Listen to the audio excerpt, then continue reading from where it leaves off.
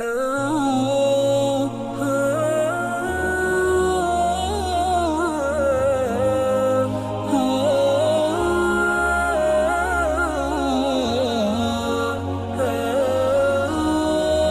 یو ملګري تپوس کړی دی چې په دې مانځه کې سړی د سجدې آیت ووایي او بیا ترې هیر شي سجده ونه کي او وروسته ورته یاد شي په دې مانځه کې دننه نو مانځه کې دننه چې ورته کله هم یاد شي نو په هغه وخت کې د سجده وکړي. البته که دې سړي دا آیت د سجدې بالکل په آخر کې ویلی دی لکه صورت اقرأ کې صورت علق کې بالکل آخري آیت چې کوم دی هغه د سجدې دی نو که 2 آیاته یا 3 آیاته مخکې ویلی یا آخري آیت ویلی او دې رکو له لاړ شي نو که د نیت نه یې کړی هم په دې رکو کې دا سجده وشوه او چې نه په ابتدا کې ویلی په منځ کې ویلی نو دی به د سجده په حق سات باندې کوي بیا به راپاسي هغه باقي رکن به پوره کوي قیام به پوره کوي قرائت به خپل پوره کوي. که دا سجده داسې وشو چې مانځه کې آیت د سجدې ولوسته او سجدې ونه کړه او 2م رکعت شروع شو نو په 2م رکعت کې چې دی په کوم ځای کې هم دا سجده وکړي نو کیږي به خو په هغې کې دا ضروري خبره ده چې دی به بیا سجده سهوه کوي په آخر کې به سجده سهوه کوي. دا سوال چا رالیږلی هغه بیا اوري نمبر خو ماته نه دی معلوم چې د چا نمبر دی او که پاتې شوه مکمله د ایره شوه د سره یې ونه کړه نو دا واجب دي او د مانځه سجده دا بار نه کېږي د سړی ګناهګار شي د آیت د سجدې وایي او دونه غافل یو سړی که نه داسې غفلت هم نه دی په کار که نه کم از کم د آیت د سجدې وی نو هغې ذهن کې راوستل پکار دي که نه چې زه به سجده هم کومه نو بیا ګناهګار دی دا سړی. دا یې طریقه ده. 2م تپوس دا دی چې نصف ساع څومره نیم ساع یو پیمانه ده په هغې باندې یو شی ناب کولی توله کولی اندازه کولی هغه تقریبا مونږ چې په هغې کوم حساب کتاب کړی دی نو روغ ساع تقریبا 3.5 کیلو راځي کیلو لکه هغه ساع کې غنم یا وړه داسې غوندې څیزونه دا پکې 3.5 کیلو راځي کجورې نو نیم ساع د هغې په نیمه باندې شو نو هغه پاوکم 2 کیلو راځي. عموما موږ په دې صدقه فطر کې وړوکي اختر کې خلکو ته 2 کیلو یادو د هغې راوند فګر دغه فایده چې حساب یې اساني نو 2 کیلو ورته موږ یادو خو هسې کېږي د 2 کیلو نه کم پاوکم 2 کیلو دا چې کم دی نو کېږي ښه.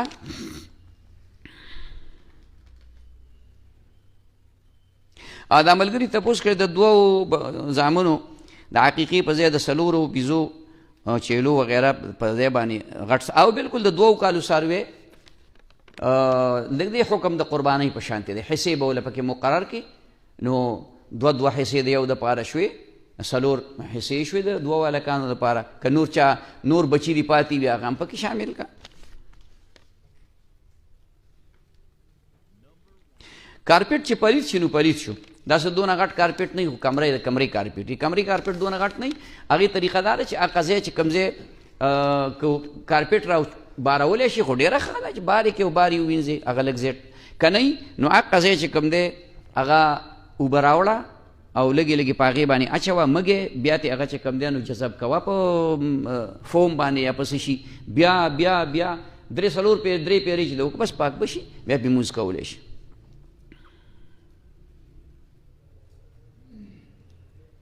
ښایي دا ملګری وایي سعودي عرب ته ځمه الله پاک دې ټول حاجات پوره کړه او هر قسم د سفر د پریشانو نه سفر د تکالیفو نه دې الله وساته. ښایي دا ملګري تپوس دعا دپاره درخواست کړی دی ویلي دي چې د هغه چې کوم دی نو یو حیاناک او باپرده زنانه سره مې رشته وشي، الله پاک دې زر تر زره وکړي او الله پاک دې له اسباب مهیا کړي. د دې دپاره وظیفه دا ده چې سورت رحمان دا کم از کم د ورځې 3 پیرې وایه، انشاءالله چې خدای پاک به درته زر تر زره نصیب کړي. خیر استخاري مونځ به 2 رکعته مونځ به وکړي نفل، هر صورت چې دې پکې وي، بعضو کې راغلي بعضې صورتونه، خیر هر صورت چې دې پکې وي 2 رکعته مونځ به وکړي، د هغې نه بعد به دعا وغواړي. د عربۍ دعا ده نو هغه عام خلک نشي یادولی، بس پښتو کې به د الله پاک نه دعا وغواړي چې خدایه که دې کار کې زما دپاره خیر وي، کم کار چې کوي اقه کار، لکه مثال په طور یو ځای کې نکاح کول غواړي، واده کول غواړي، دکان کول غواړي، کاروبار کول غواړي، بار ملک ته تلل غواړي، نو دې وایي خدایه که دغې زنانه کې دا کم چې زه خوښومه دی کې زما دپاره خیري، نو خدایه ته یې ماله راکړي، او که زما دپاره پکې خیر نه خدایه ما تې بچ کړي. دا دعا په اسانه باندې پښتو کې وایي سړی، دغه دکان کوم یا دې دکان کې مې خیري تیره لکه نه نو ما تې بچ کړي، داسې په دې طریقه باندې ښه دا بل باندې کولی شي، بل هم استخاره بل کولی شي، خو بهتره دا ده چې څوک ناجوړی نو چې هغه دوایي وخوري که نه. ستا دپاره که زه دوایي وخورم که نه نو ته خو نه ښه کېږي، خیال کې مراله، نو بهتره دا ده چې ته دوایي وخوري، نو ته په خپله باندې استخاره چې وکړې دا بهتره طریقه ده. او بیا دا ده چې په استخاره کې یو خبره زما دا واورئ چې د اول نه استخاره مه کوئ، د اول نه په هر عمل کې مشوره کوئ. مشوره د ټولو نه اولنۍ خبره د رسول الله مبارک تعلیم دی موږ ته چې هغه نبي علیه السلام په هره خبره کې اول د صحابه کرامو سره مشوره کړې ده، د هغې نه بعد چې کوم دی بیا عمل کړی. نو په مشوره کې که د مشورې نه د خلاف وکړه، ما تعالی مشوره درکړه چې هلکه ته وایې چې زه د کپړې دوکان کوم، او زه درته وایم چې کریاني دوکان وکړه، اوس دا ما مشوره درکړه که تا پې عمل وکړه ښه ده، که دې پې ونه کړو ګناهګار نه مجرم نه، بس تا ته به هغه کار ګران ښکاري یا څه چل به وي.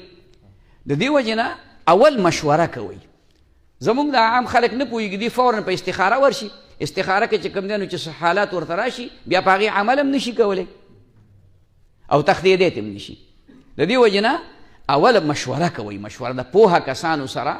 د سمجدارو کسانو سره، که علمي کاري دینی کاري نو عالم سره کښېنئ مشوره ورسره وکړه، که د تجارت کاروباري نو د تجارت د دکاندارانو سره کښېنئ، هغې سره چې کوم دی نو مشوره وکړئ. بیا وروستو که په مشوره کې څه خبر راونه وته نو استخاره وکړه. نو استخارې نه بعد خوب لیدل څه فرض نه دي، خو چې ستا زړه یو طرف ته مایل شو، 2 کارونه دي، دا وکم که دا وکم، نو د یو طرف ته زړه مایل شو، بس دا کارو شو، بس هغه کار وکړه. بیا دا ملګری وایي زه طالب علم یم، قرضونه دي راباندې، دعا ورته وکړي الہ العالمین چې ټول حاجات یې پوره کړي، قرضونه یې ختم کړي، او د دې دپاره 200 پیرې قل هو الله احد روزانه وایه، انشاءالله خدای پاک به حاجات پوره کړي. دا ملګري دا خو ډېر ښه تپوس وکړو، ما ذهن کې وختي راغلی، د خپل پیر صاحب یا بزرګ یا عالم لاس خورو بالکل جایز دی، هېڅ ګناه پکې نشته دی. البته دا تندی ایښودل، یو ملګري اوس زما لاس کولول نو تندی مږدی، خیال کې مراله تندی مږدی، لاس کولولو کې هېڅ حرج نشته دی، دا د احترام او د ادب طریقه ده. بلکې زه اوس کمزوری شوم، دغه راته ګراني، ګنې چا چې به زما لاس کولو نو ما به ورته لاس اوچت کړو، ما به لاس اوچت کړه، دا زاړه ملګري دلته کې دي، ما به خو هغه اوس زما لاس ستړی، دا ودرېدل مې راته ګراني، تکلیف یې راته، کمزورتیا مې ده، د پټې تکلیف مې راته. نو دغې وجې نه ښه دا ده چې که ښکلې نه کې څه دنیا به ورانه شي، خو مسلې په بنیاد باندې ناجایز نه دي، ښه جایز دي. د عربو کې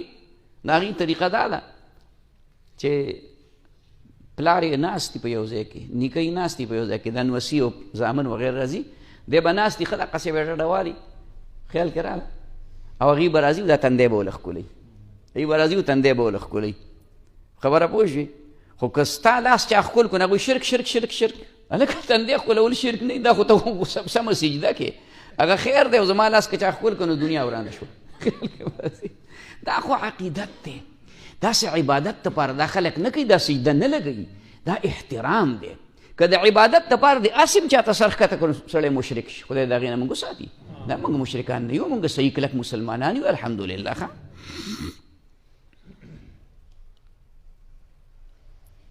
ښه دا ملګري تپوس کړی یو سړي ماشوم زوی خپل روډ ته ورکړی دا اوس هم د زوی دی ولدیت به چې کم دی د دې اصلي پلار لیکلی کېږي د هغه متبنا دی هغې ته متبنا وایي لیپالک هغه ماشوم چې هغه تا پاللی دی دا ستا زوی شوی نه دی دې سره به ته خپل ولدیت نه لیکې دا ډېره سخته ګناه ده رسول الله مبارک زید ابن حارثه هغه په خپل زوی باندې نیولی و متبنا ورته وایي نو خلکو به ورته زید ابن محمد وی نو الله پاک قرآن کې مستقل آیت نازل کړ چې دا ګورې د نارینهو کې د چا پلار نه دی زید ابن محمد مو وایه پلار نوم یې معلوم کوي که د پلار نوم نه یې معلوم فاخوانکم فی الدین دا بیا ستاسو ورونه دي لهذا هغه ته بیا زید ابن حارثه د پلار نوم یې معلوم نو دا د تره نوم دې ورسره نه لیکلی کېږي په ولدیت کې سکول کې داخلوي مدرسه کې داخلوي نو د خپل سکه پلار نوم دې ورسره لیکلی کېږي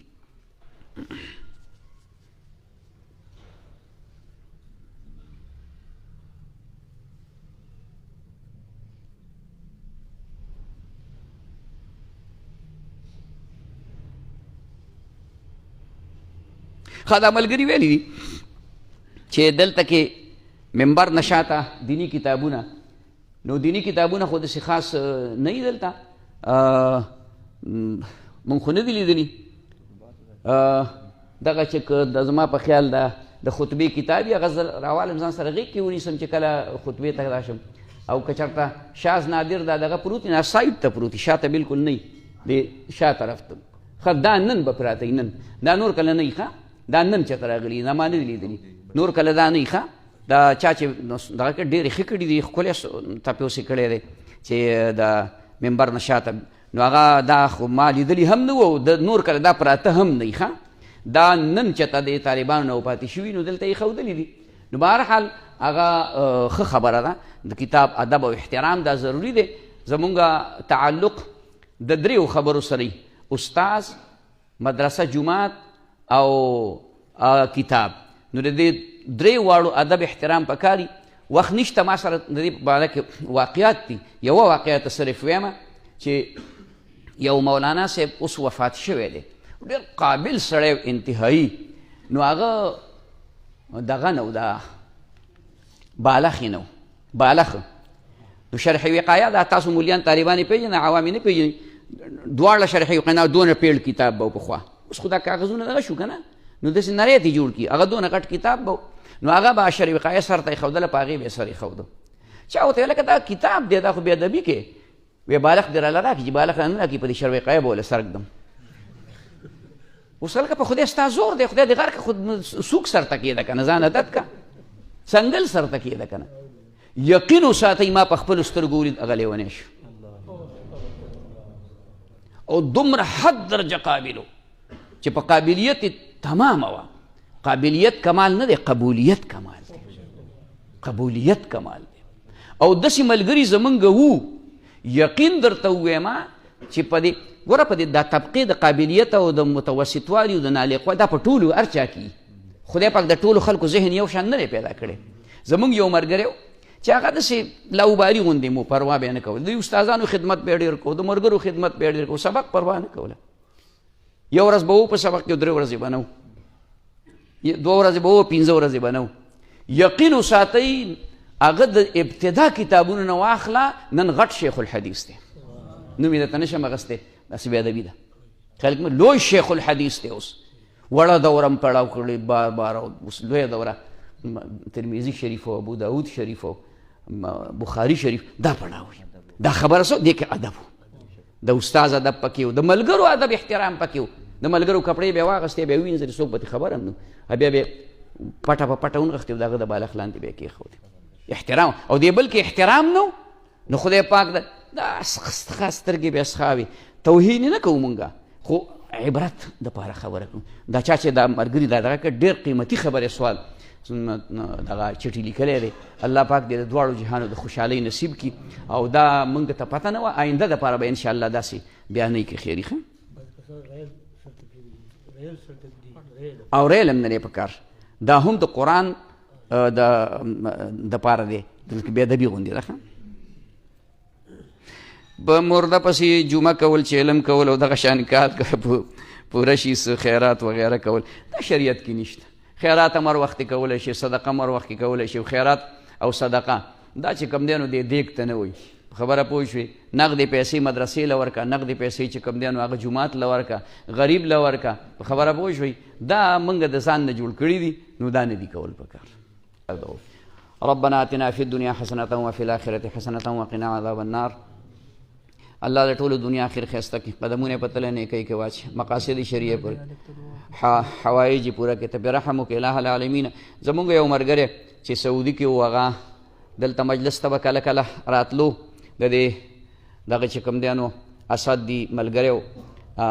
هغه سعودي کې وفات شوی دی هارټ اټیک باندې